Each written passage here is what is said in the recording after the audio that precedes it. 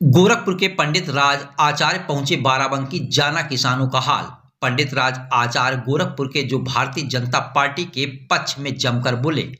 उन्होंने की भाजपा सरकार की व भाजपा के द्वारा किए गए कार्यों की जमकर प्रशंसा और कहा कि 2024 में फिर बनेगी भाजपा की सरकार। और क्या क्या कहा पंडित राज आचार्य ने, सुनिए उन्हीं की जुबानी। पंडित राज आचार्य, गोरखपुर पीठाधीश आचार्य महाराज जी। जैसे कि गोरखपुर से योगी जी को गोरखपुर से मेन जाना जाता है, तो योगी जी और भाजपा सरकार के बारे में आपका क्या कहना है?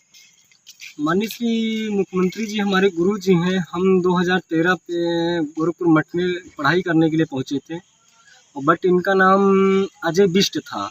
और जब ये सांसद बने, सांसद के बाद महाराज जी अभयनाथ गुरु जी की कृपा बनी तो मुख्यमंत्री के थ्रू में आ गए।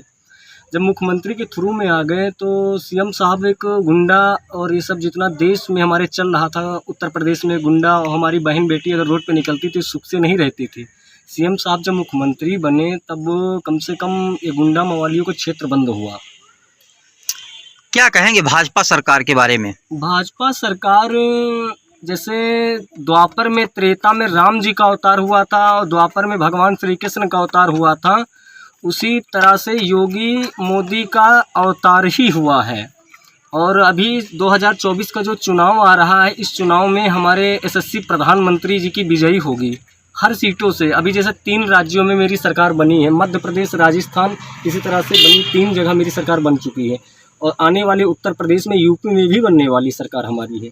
हमारी गुरु जी का निष्ठा एक ही अच्छी रहती है। देखिए, जैसे मुलायम सिंह अखिलेश यादव जी थे, अखिलेश यादव अपने घर में सत्ता, परिवार सब कुछ बनाते थे। डिम्पल यादव को ये सांसद बनाना, ये सब बनाना, और उनकी सरकार में सब मुस्लिम को ज़्यादा आगे बढ़ाते थे। और इतना हमारे उत्तर प्रदेश में खराब था, मुस्लिम इतना गलत काम करते थे। देखते हैं वो टोपी लगा लेते, मुख्यमंत्री हैं, उनको टोपी लगा लेंगे, नमाज़ पढ़ने लगते। और हमारे गुरु जी को कुछ भी नहीं चाहिए, बस एक चोले में रहते हैं, भगवा कलर में। यही कहते हैं रामलला को लाएंगे। जो भगवान श्री राम टाटपल्ली में थे, योगी मोदी की सरकार आई, कम से कम आज वो टाटपल्ली में नहीं, आज मंदिर तो बन गया। जैसे कि युवा लोग कहते हैं कि हमको इस सरकार में नौकरियां नहीं मिलती हैं, तो इसके बारे में आपका क्या कहना है? युवा लोगों को नौकरी इसलिए नहीं मिलती है, हम भी स्मार्टफोन चलाते हैं, वो भी चलाते हैं, मगर कम से कम माता पिता का संस्कार मान के चलेंगे, नौकरी मिलेंगी। नौकरी निकलती हैं, मगर आज इस घूस नहीं चल रही यहाँ पर। घूस अगर चलती होती यहाँ नौकरी मिल जाती। और अखिलेश यादव जी की सरकार में घूस चलती थी, नौकरी मिल जाती थी तुरंत। बाबा जी का कहना है आप पढ़े लिख के विद्वान बनो, अच्छे क्वालिफिकेशन हो, तुमको नौकरी मिल जाएंगी। अभी एससी का फार्म, जैसे एसएससी फॉर्म निकालें सीएम साहब, एसआई की पोस्ट निकालें तो फॉर्म डालिए, आपको नौकरी मिलेगी। मगर हाँ, योग्य हूँ, योग्य नहीं तो आपको नौकरी नहीं मिलेगी।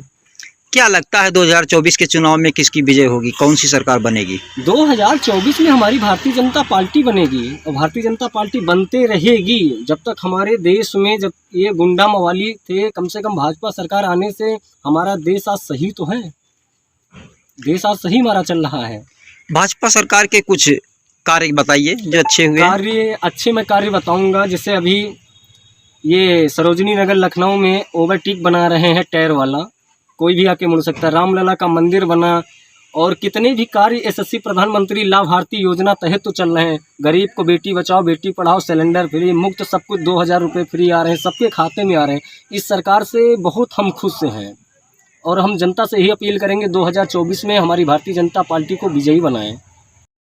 एक बड़ा मुद्दा ये भी चल रहा है जैसे कि अन्य कंपनियों के द्वारा ठगे गए हैं, जैसे कई कंपनियों के भुगतान नहीं हो रहे हैं, इस पर भी कुछ प्रतिक्रियाएं चल रही हैं। तो इस पर सरकार के बारे में आपका क्या कहना चाहिए? जैसे सहारा का पेमेंट है तो उसके बारे में क्या कहना चाहिए? सरकार इस पर एक्शन ले, कैसे भुगतान कराए जिससे जनता का लाभ हो सके? नहीं, जनता का भुगतान होगा। सहारा कोई कंपनी सरकारी नहीं थी, हम लोगों ने गलत तरीके से पैसा जमा कर दिया। कहते नहीं कि हम अगर देख लेते 2 रुपये मुझे फ़ायदा होने वाला, झूठ कोई बोला, वहाँ पे पैसा खर्चा करने के। आज हमारे उत्तर प्रदेश में कोई रिश्वत नहीं ले रहा है और रिश्वत लेना गलत है। जो कंपनी पुरानी पड़ी थी उसको यशस्वी प्रधानमंत्री और हमारे गुरु जी श्री योगी आदित्यनाथ महाराज जी आज उसको भरपूर कर रहे हैं। सारी कंपनियों को भुगतान करेंगे, मगर धीरे धीरे भुगतान होगा। चुनाव का संबंध चल रहा है। बताइए, एक चोले में 24 घंटे रह रहे हैं भगवा कलर में। और हमारे शिवपाल चाचा को देखो, हर जगह जहाँ जाते हैं तहाँ अपना लग्जरी कार, फ्लाइट से सवारी करना सब कर रहे हैं। हम गुरु जी से बहुत अपने खुश हैं और निवृत्त ही करेंगे। 2015 से युद्ध किया गया था जब मैं बाराबंकी का जिला प्रभारी बना, जिला प्रभारी बनने के बाद फिर मुझे खैराबाद सीतापुर से बना दिया गया। वहाँ से भी मुझे पद से निकालने के लिए वहाँ विधायक जी सब लोग सोच रहे थे, मैं नहीं निकला। आज कम से कम मुख्यमंत्री जी का थ्रू तो चल रहा है कि भारत देश हमारा सुखी तो है। भारतीय जनता पार्टी की सरकार में किसानों को क्या लाभ हुआ? किसानों को बहुत कुछ लाभ हो रहा है। जैसे 2000 मुफ्त मिल रहे हैं।